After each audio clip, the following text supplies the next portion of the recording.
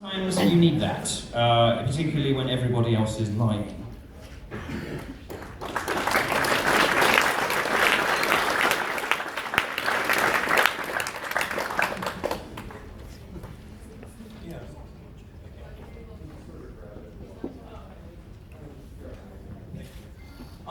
So you've tweeted some things today. First said that the KKK is an anachronism. I looked up some facts because that's what people do. And there are 5,000 to 8,000 active members. There's the Andrew Show, targeted at children, which is actively recruiting children. It was a Grand Duke's grandchild who has an online show on YouTube addressing KKK injuries? I don't really know. But, and then according to the Anti-Defamation League, 8 cross burnings took place in December 2014. That's 1 month alone. I personally am from North Carolina, and I have a chapter of the KKK that lives a mile away from my house. Also, you said that the Black Lives Matter leaders are lying about cops, but the Washington Post reported on September 14, 2015, that black men 15 to 19 are 20 times more likely to be killed by police than white males in this age range, and overall, black males are 7 times more likely to be killed by police. You said that women lie about men, but RAINN published statistics that 1 out of every 6 American women have been a victim of rape just reported. This comes to 17.7 million women. Now out of every 10 rape victims are women. And according to the Huffington Post, by age 59, a woman would have lost $800,000 from the wage gap. Women are more likely to earn a college degree, but 59% more likely to earn a low wage. I just have a question about why are you not addressing actual facts? Where are your actual numbers?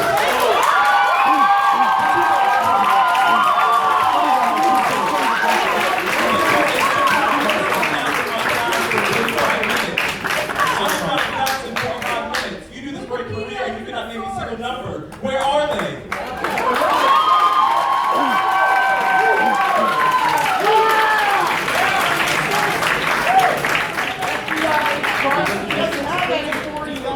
I don't know where to start with some of that stuff, but it's very easy when you just spew out a list of numbers about black people killed by cops. I think we all know who kills black people in America, and that's other black people.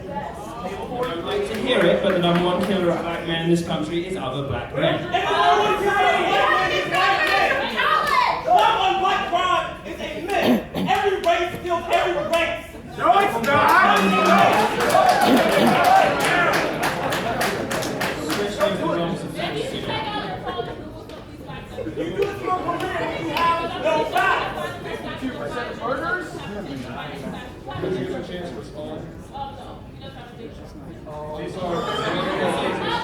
If you want to talk about statistics, you can talk about the fact that although blacks only make up 12% of the population, there are over half of murderers. There are lots of unpleasant things that you can sort of spew out in a different form. Right, you've always got a conspiracy theory to explain it. No, why not? Yes. Because people are imbeciles and yelling and talking to you. These are your fellow imbeciles, okay? Let me address one thing, because I can tell that you're not going to be satisfied by us drilling down any particular issue. While I certainly think that feminism is an overblown crock of shit, I don't take that view entirely. In fact, I don't take that view at all about black people in America. There are huge questions to answer, huge valid grievances that black people have. The legacy of slavery is still with us. Race is a tragic and toxic issue in America. Nobody is going to deny that. Nobody does deny that. All I say on this subject is that Black Lives Matter isn't the answer because it is divisive and hateful. It turns black communities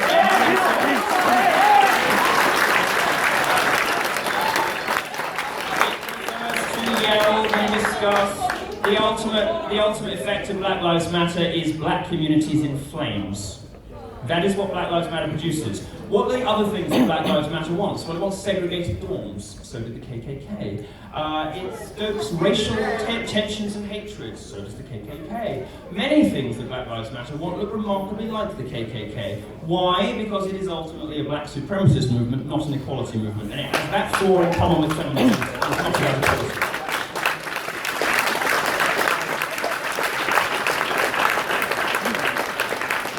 myth that we have all swallowed because the newspaper newspapers liked him more is that Martin Luther King won. He didn't. Malcolm X did, and this is the result. Next question, please. Okay. I'm just asking for clarification. So in terms of talking, I really would like for people not to take my picture. I don't consent that. I do appreciate it. Okay, sure. No, I'm just asking for clarification in terms of the idea of offensive speech, which I completely agree with you in the fact that we would not have many of the things that we do today if it were not for the fact that a lot of the things that the majority of people find offensive were brought up in terms of gay marriage. Absolutely agree with you. But I do have a question. So I'm wondering, I just want you to clarify that I would think you believe that the superstructure that is created in terms of violence is not supported by speech that is targeted towards marginalized communities. That is the transgender community, so people of color. I would think from what you're telling me that you do not believe that offensive speech in that sense sort of supports this superstructure of violence. No, I don't. I don't think that cracking jokes or being rude about people or speaking about facts leads to violence or hurts people. There are obviously instances of sexism and racism, and there are incitements to violence. Incitement to violence is illegal, rightly, and it is an ugly thing. And bigotry is an ugly thing. What I certainly don't believe is that we have a rape culture that starts with comments about boobs and ends up with sexual assault. I don't think that exists on a spectrum, no sir. And I don't think that jokes and what we call on the internet, as I said, hate facts, result in violence. There are specific calls to violence. They're a completely different class of speech, and they are illegal, and they should be. Wonderful, thank you. Okay, thanks.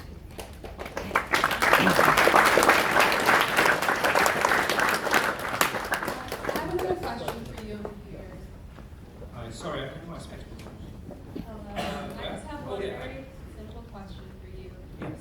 You spoke a lot tonight about free speech. I'd just like you to recite the exceptions to free speech that are not covered by the First Amendment. And I wonder if you would consider all that you said tonight as fighting words that would incite violence.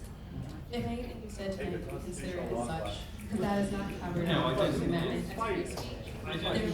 Fighting words, and I would like to quote, are defined as insults of the kind likely to provoke a physical fight, and may also be punished through general commentary on political, religious, or social matters. These may not be punished, but from what I've heard here tonight, a lot of these words are hateful. And though you may say that these actions or these words that people are saying are not directly these actions, they do certainly have an effect. So I'd like to know, do you think you're speaking fighting words? Do you think the speech you're using right now are considered fighting words? No, I don't think there's such a thing as violent words. Can you explain to me why that's so? Yes, because I don't see any causal link.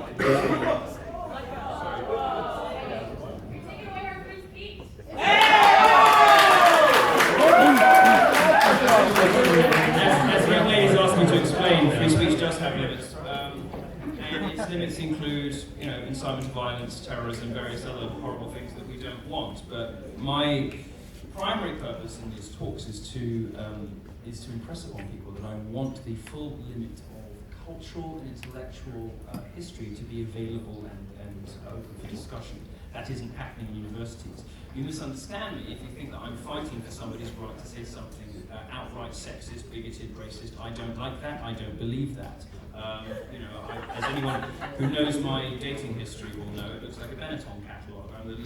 I practice what I preach as far as that goes. I'm the least racist person that I know. But I don't think that precludes me from making jokes.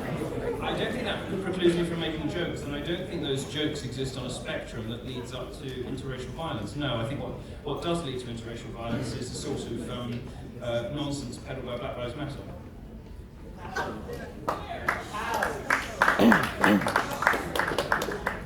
Time to do a couple more questions, I think.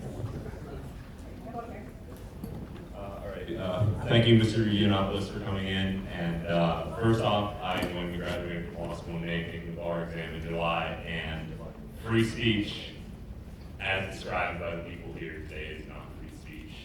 Hate speech is a type of free speech, and they're not like it. We use it. That's speak been of that. protected repeatedly by the Supreme Court. Yes, absolutely.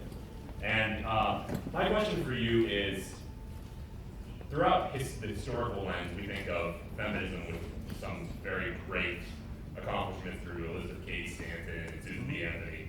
Today, that is obviously not the case. So what would you define to be feminism as of 2016? Well, feminism, in its most respectable forms, has all but died. It's been replaced by an ugly, sexist, misandrist, lesbianic sort of grievance mongering. It doesn't really have anything to do with equality, and it's more really just about hating men, but it's also part of a more general and very bizarre self-loathing middle-class white progressive nexus that, which is why we often hear this sort of kill all white men, not just kill all men. It basically stems from a particular slice of the population, the kinds of people who work at, in newspapers and in universities, who, are sort of imbued with this colonial guilt crap. The rest of the world is fucking lucky we were there, frankly. Anywhere that Britain went for a start is a nicer place to live as a result. I think feminism today, this has become a sort of institutionalized and legally mandated man-hating. And it is propagated by people who don't like men very much. And it really has nothing to do whatsoever with empowering or liberating women, as the great, brilliant feminists of the past were concerned with. And some of those women are my heroes. No current feminists are in my league of heroes.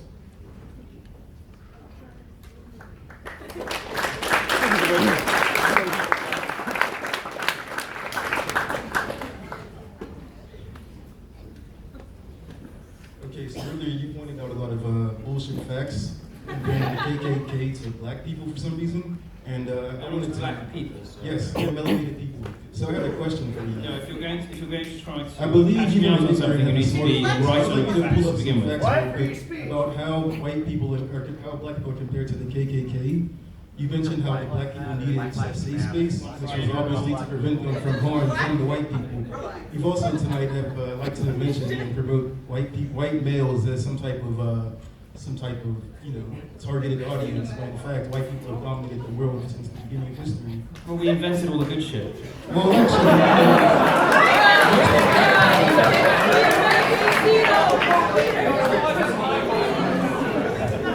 If you don't like white people so much, can I have your iPhone, please? actually, don't use an iPhone. Thank you very much. But for instance, I like to bring up the slavery fact that blacks built America pretty much. So I don't disagree with you on that, sir. I don't disagree with you that there's a race problem in America. I don't disagree with you that black people are owed something. I think they are. I'm just not sure Black Lives Matter is the answer. It seems to me to be very destructive and to hurt black people the most. So what is your disdain with the Black Lives Matter movement? Well, for one, it seems to be run by charlatans. For two, I'm very suspicious about where a lot of its funding comes from. And three, I've seen the results of it. They want segregation. It ends with black communities in flames. The results of Black Lives Matter are there for all to see. They're a disaster. One more question. You talk about how the Black Lives Matter movement is run by charlatans, but yet you promote Donald Trump. What's up with that?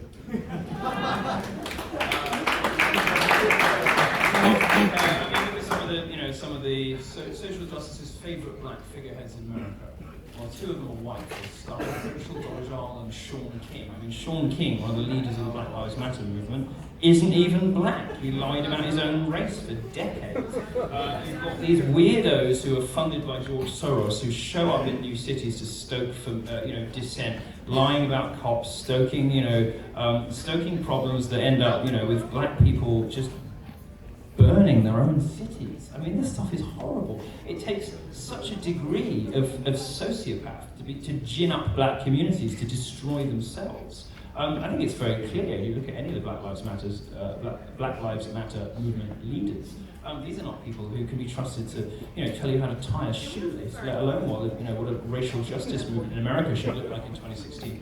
I don't know what the answers are because liberals won't let us find out, and blacks won't vote in any conservatives. I mean, the only time that black lives were saved in any significant numbers was when Rudy Giuliani was in power, because he policed properly. But blacks consistently vote in Democrats, and their communities keep getting worse if you want things to improve for blacks in America, it might be time to try Republicans. This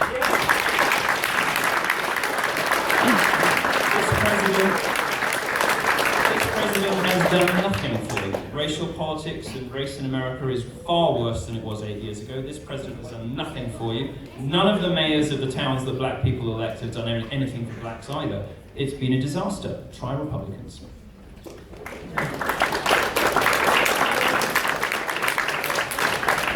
Hello, I'm over here. Sorry. Hi, my name's Claire. I'm one of the people who is quietly holding signs. Oh. Yeah, I can read. I'm gonna read you the signs, and then I do have a question for you. Okay, so the first sign is my friends who have self-harmed need a safe space. So this is friends who have been suicidal, who have hurt themselves, who have cut themselves, who have burned themselves. What do they need a safe space from? I'm gonna read the 40. Well, if they need a safe space themselves, they should be. My friends who experience racism daily need a safe space. My friends who have survived abuse need a safe space. This can be abuse from parents, from family members, I think we get the verbal idea. abuse, emotional abuse, I think we sexual get the idea. abuse. What's the question? Free speech. I'll get there in a moment. I'm gonna ask you that. Bear with me just real quick. The fourth one is my friends who have been sexually assaulted need a safe space. And so that's the one I'm gonna rest on for a moment. And It's very sinister, isn't it?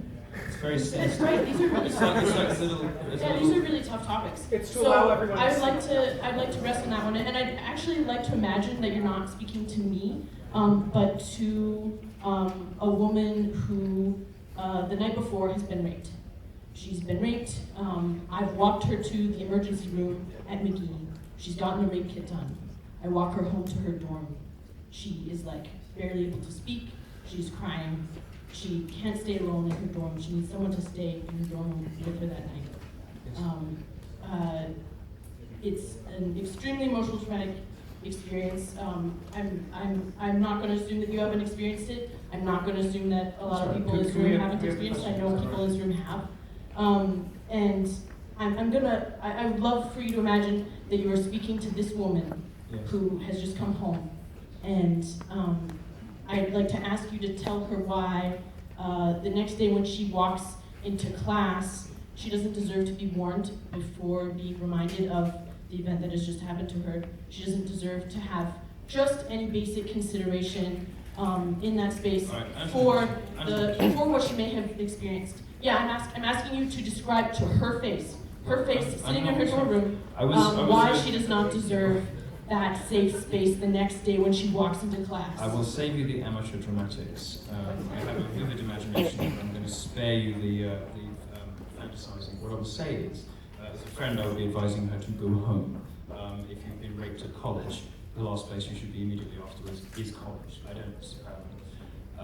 Certainly, the rape victims that I've known haven't been in class the next day, and they haven't been in class for quite some time afterwards. The best advice that you can give her is to go home to her family. If she doesn't have a family. Sorry? There is no safe space on campus. The function of this place is not a home. It is not here to provide those services for you. It is here to educate you. And if for whatever reason, whether something good or something bad happens that means that you are not able to be instructed in whatever subject you have been brought to study, then you need to take some time out. Now, whether you've had a terrible situation happen to you, or whether you've had something nice happen to you, like How do you know you don't have a college degree? like you won the lottery twice. Milo, go get it. Milo, go get it. Milo, you don't have a college degree, right? Milo, you don't have a college degree, right? No, I don't. How much money do you make? A lot.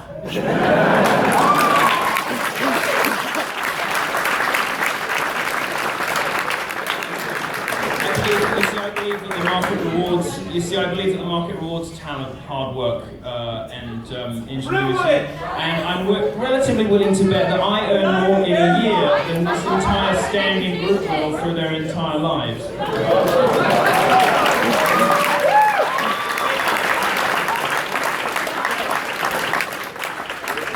have something to offer the world, whether or not you get a piece of paper, you can go out, offer it to the world, and the world will pay you from a fair market rate for it. If you don't, you stand up with pieces of paper. Any other questions? Milo, Let me say, I heard you were accused of being a Nazi before, and as a Jew, thank you for being the nicest Nazi I've ever met.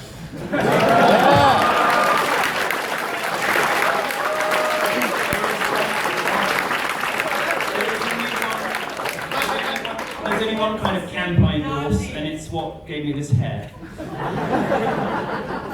I've actually got a two-part question. I know you've got a few of those tonight, so I'm sorry for belaboring this. The first one is, I am actually a PhD student. I'm actually here to row with a few math PhDs as well. We're academics. We're conservative, as you might imagine, and thankfully being in STEM, we're not really in danger of having any protesters in our classes. For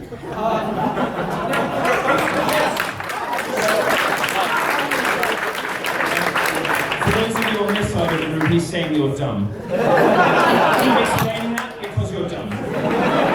Sorry, sir, carry on. So my first question is, how would you suggest I and my friends here as future academics actually sort of combat the bias?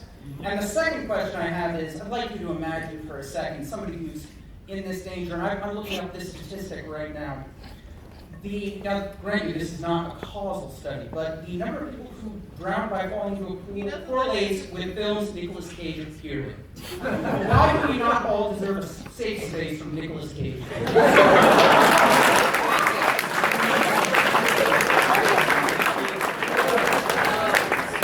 Sadly, sir, you've hit upon one of my exceptions to the safe space rule. I believe we are all entitled to a safe space.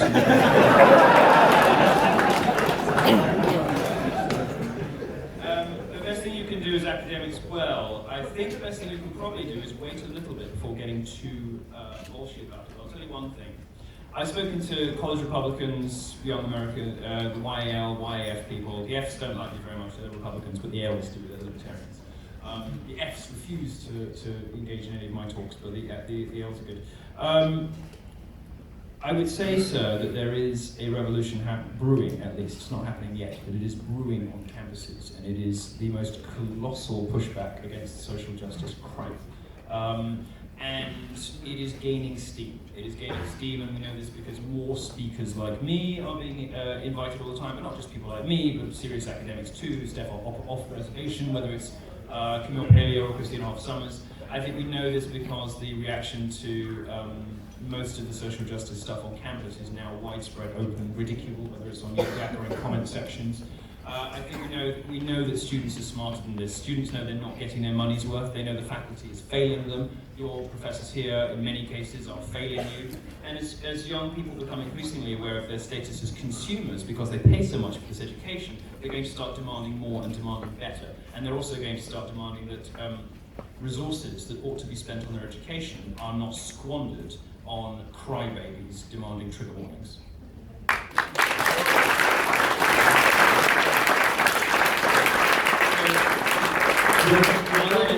I would advise you to keep your head down for a bit, but by the time you are looking for tenure, I think the atmosphere, or actually I hope the atmosphere on campuses will be somewhat different. We got one more question. I didn't hear that one.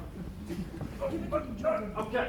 No, I'm going to talk because other people aren't talking right now. So, Dave Rubin just started working up with the Gadfather and the Chilean. It's breaking into the mainstream, this revolution that you're talking about, 2016, as the end of the regressive left. Yes, what do we take as precautions to stop ourselves from becoming as mad as the progressives that have come before us? Right, that's a good question. I think what's traditionally gone wrong, whether it's the Conservatives or Liberals or any other movement, what's traditionally gone wrong is when people get into positions of power, they get lazy. And when you're in power, you don't have a vested interest in free speech. When you're in power, you have vested interest in shutting free speech down. You want people to say less, not more. When you are trying to fight for change, you obviously want as many different points of view as possible. One of the things that the right got wrong in the 80s and 90s was getting too lazy, smug, haughty, and cruel. And one of the things the left is getting wrong now is being too lazy, smug, haughty, and cruel. And I think the smartest thing to do is to remain intellectually humble, to remind yourself of the importance of different points of view, to remind yourself that opinions are only really significant if they can be defended in an open and free marketplace of ideas. And that means no language policing. It means no banging on about mansplaining.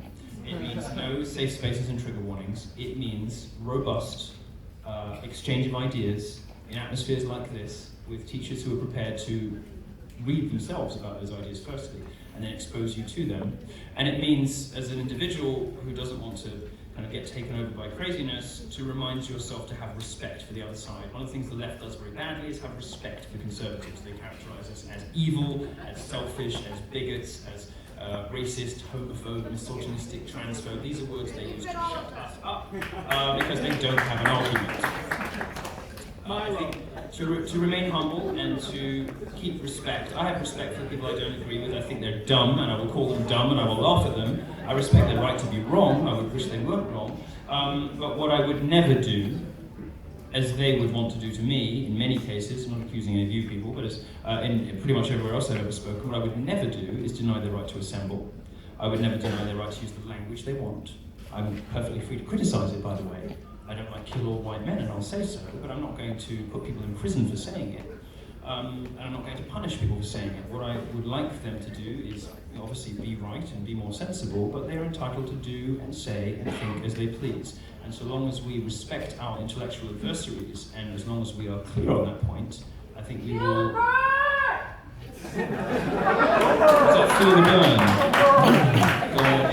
You see, every bone in my body wants to have you thrown out. And because I'm such a free speech fundamentalist, you are welcome.